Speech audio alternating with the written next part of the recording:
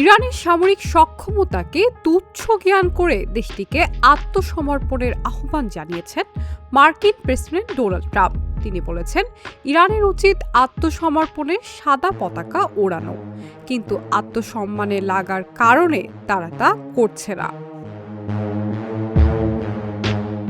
গতকাল মঙ্গলবার হোয়াইট হাউসের ওভাল অফিসে সাংবাদিকদের সঙ্গে আলাপকালে ট্রাম্প একথা বলেন। প্রেসিডেন্ট ট্রাম্প দাবি করেন, ইরানের সামরিক শক্তি এখন এতটাই হ্রাস পেয়েছে যে তারা শুধু পি শুটার অর্থাৎ ছোট খেলনা বন্দুকের মতো অস্ত্র দিয়ে গুলি চালানোর অবস্থায় আছে।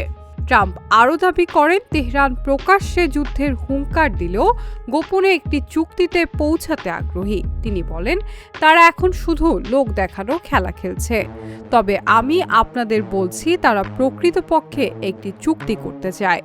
যখন নিজের সামরিক শক্তি পুরোপুরি নিঃশেষ হয়ে যায়, তখন কেই বা চুক্তি করতে চাইবে না।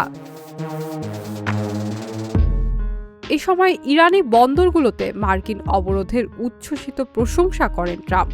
তিনি এই অবরোধকে ইস্পাতের দেয়ালের সঙ্গে তুলনা করেন।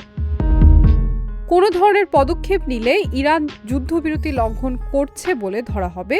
সাংবাদিকদের এমন প্রশ্নের জবাবে ট্রাম্প সরাসরি কোনো উত্তর দেয়নি, তবে সতর্ক করে তিনি বলেন, সেটি সময় হলে জানা যাবে, কারণ তিনি তা জানাবেন। ইরান ভালো করেই জানে তাদের কি করা উচিত নয়।